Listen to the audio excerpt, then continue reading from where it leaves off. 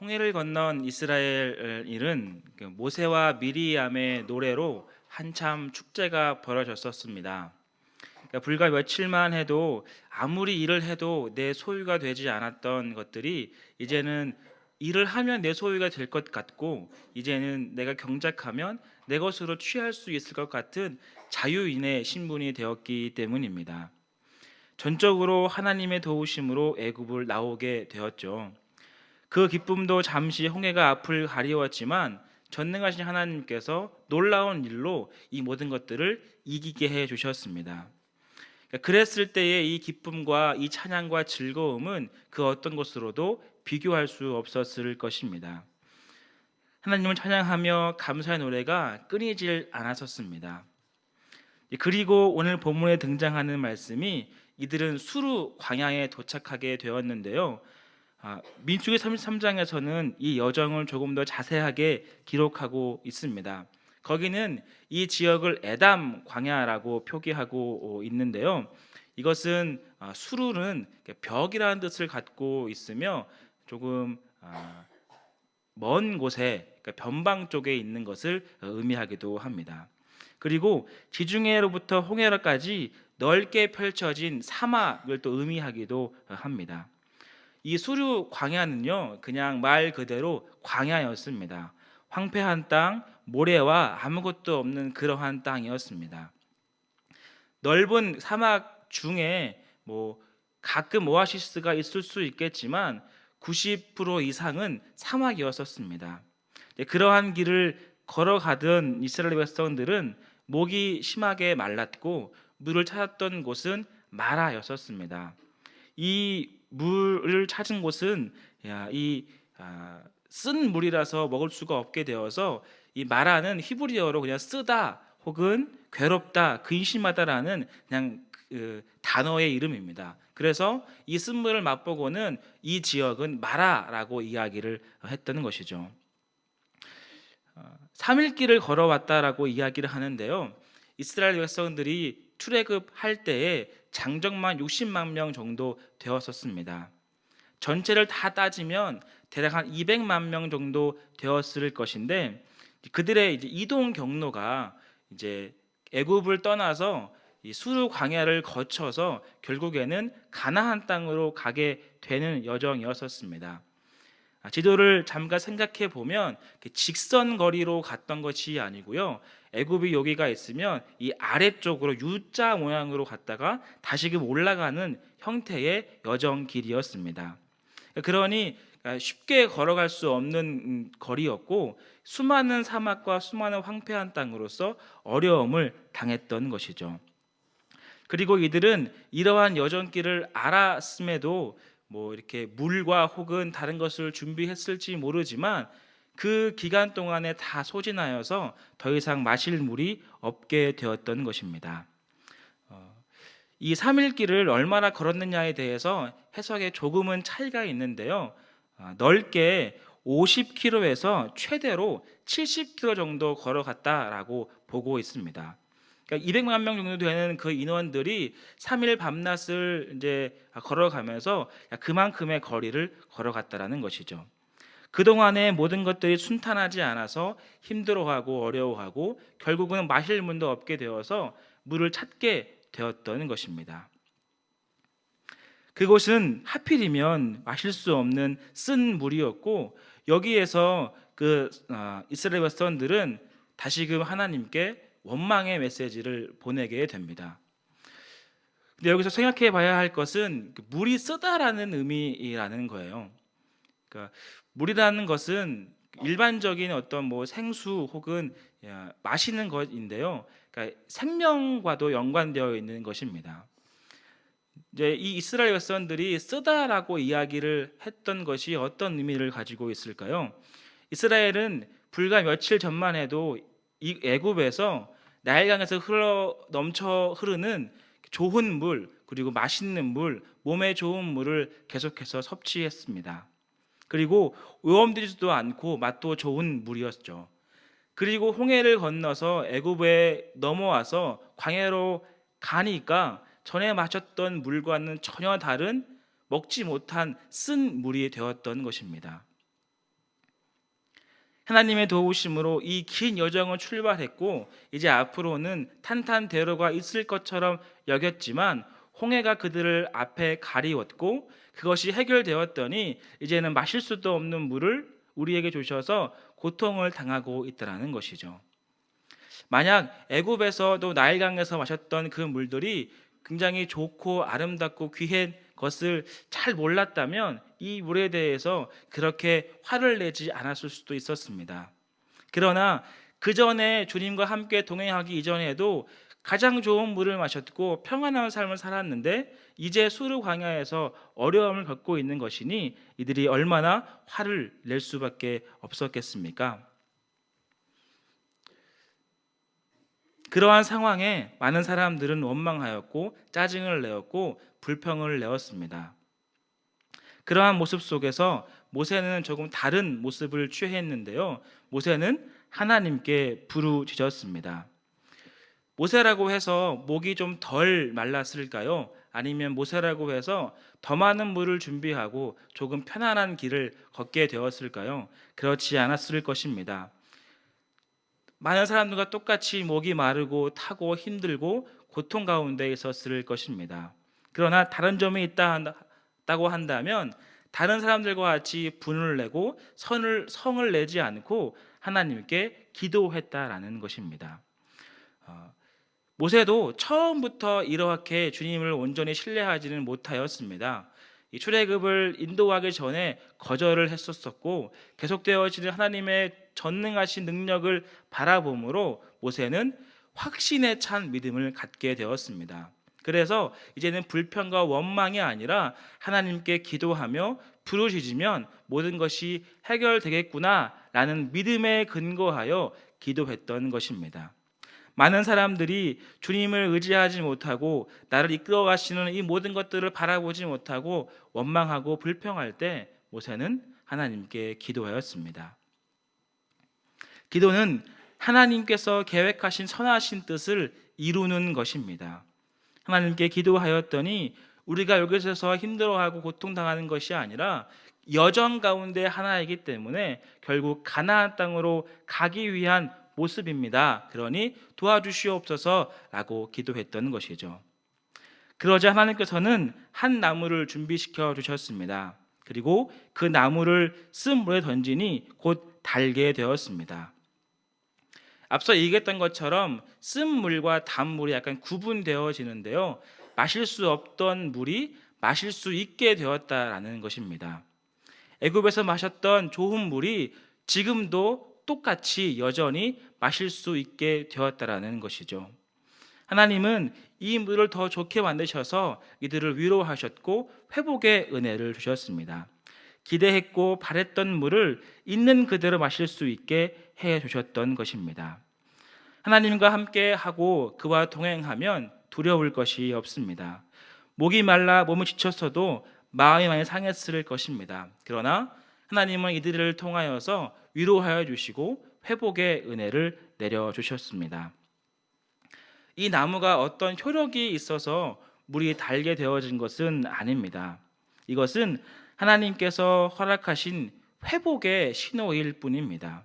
훗날 광야에서 노뱀을 바라보아 병을 치료했던 것처럼 하나의 은혜의 신호이지 이것이 무슨 효력이 있어서 그런 것이 아닙니다. 그것을 바라보고 믿음으로 지켜보았을 때 노뱀일 능력이 하나님의 말씀을 통하여서 흘러가게 되었던 것이죠. 이렇게 물을 마시고 잠시 쉬고 있는 이 찰나에 이스라엘에게 하나님께서는 말씀하셨는데요. 우리 26절 말씀 같이 한번 읽어보겠습니다. 26절입니다. 읽겠습니다. 시작. 이르시되 너희가 내가 보기에 의를 행하며 내 명령에 귀를 기울이며 내 모든 규례를 지키면 내가 애굽 사람에게 내린 모든 질병 중 하나도 너희에게 내리지 아니하시리니 나는 너희를 치료하는 여호와임이라. 아멘. 하나님께서는 계명과 규례를 만드시고 이스라엘 백성들에게 제안하십니다. 이것을 지키면 애굽 사람들에게 내린 모든 질병을 내리지 않겠다 약속하셨습니다. 이 쓴 물을 단물로 고쳐주시고, 그리고 애굽에서의 어떠한 그 질병과 그리고 홍해를 갈랐을 때에 그 따라오는 애굽 군대를 무찔렀기 때문에 혹 이 사람들은 하나님께서 혹 무서운 사람이 아닌가, 혹은 좀 어려운 분이 아니신가라고 생각했을 수도 있었을 것입니다. 그러나 하나님은 내가 그런 분이 아니고 내가 너와 함께하면 지금 하셨던 물처럼 회복의 은혜와 또 은혜를 주실 것이라고 약속하시면서 지켜라라고 우리에게 말씀하여 주십니다. 사실 이스라엘 백성들은 그렇게 오랫동안 노예의 신분을 살게 되었습니다. 전까지만 해도 통제받았고 늘 허락이 떨어져야 일을 할 수 있었습니다. 그게 노예의 삶이었죠. 이제 이 모든 것들을 벗어버리고 자유의 모습으로 살아가는 것 참 기대하고 또 좋았을 것입니다. 더 이상 누구의 종이나 혹은 누구의 말씀을 듣지 않고 내 마음대로 살아도 될 것 같은 모습의 사람들이 바로 이스라엘의 모습이었다는 것이죠. 그러한 그들에게 하나님은 이제 내 백성이고 내 자녀이니 하나님의 백성으로 살아가는 방법을 배우라라고 가르치고 있습니다. 이것은 어떠한 굴레나 어떠한 종의 모습 살아가는 것이 아니라 하나님의 자녀가 되는 것인데 아직은 이들은 잘 몰랐던 것이죠. 그래서 이것을 듣고 사람들은 또다시 어려워하고 또 의아해했을 것입니다. 그러한 그들에게 하나님은 내 말을 듣고 순종하면 내가 너희에게 의를 행하신다 약속하셨습니다. 여기서 의라는 것은 옳은 일이라는 것인데요. 이것은 직선, 고든, 그리고 마땅한, 합당한 뜻을 가지고 있는 뜻입니다. 특히 이제 보는 것을 수식하기에 하나님께서 보시기에 바른 일, 옳은 일, 마땅한 일을 이스라엘 백성들이 행하면 하나님께서 은혜와 축복이 넘쳐나게 주신다라고 약속하셨습니다.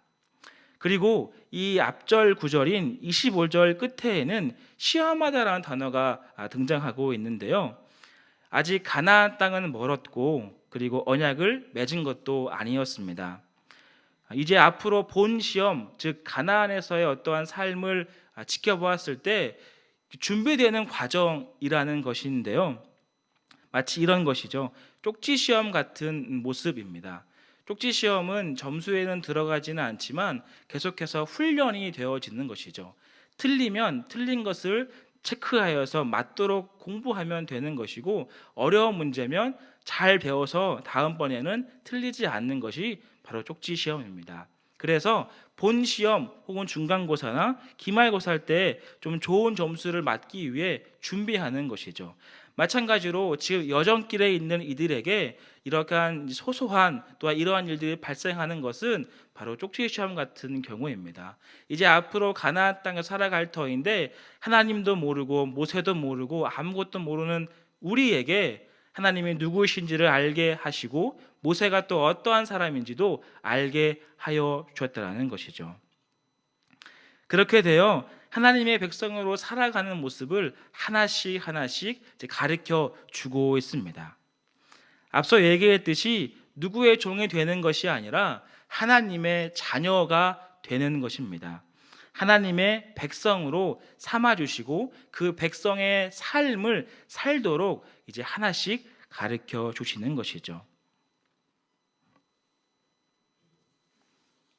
이 여정길을 통하여서 사람들은 하나님이 누구이신지를 좀 깨닫게 되어지고 대언자였던 모세도 누구인지를 깨닫게 되어집니다.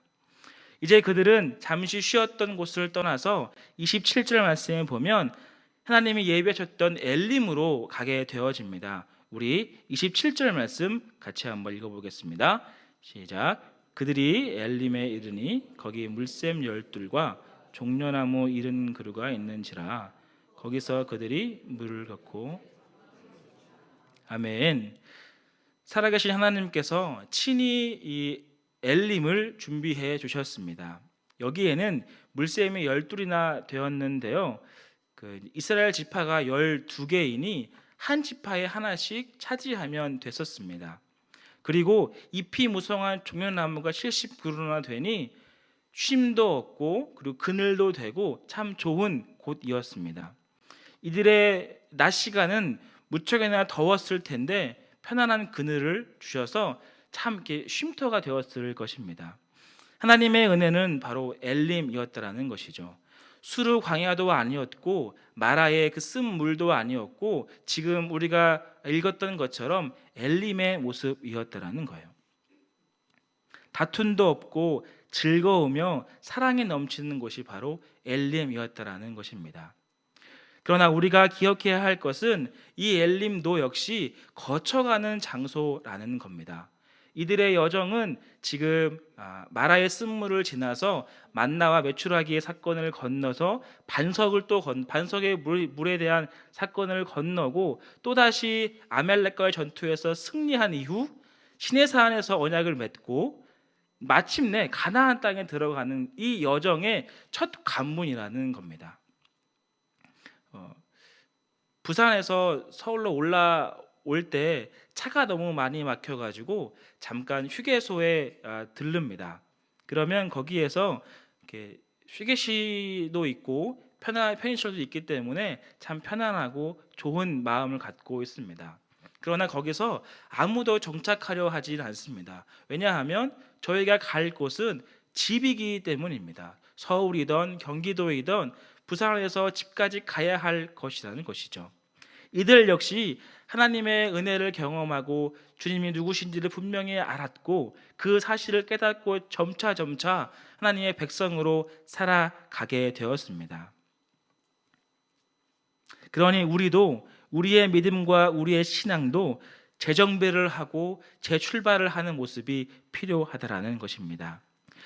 어떤 사람이 인생을 롤러코스터에 비유한 적이 있습니다.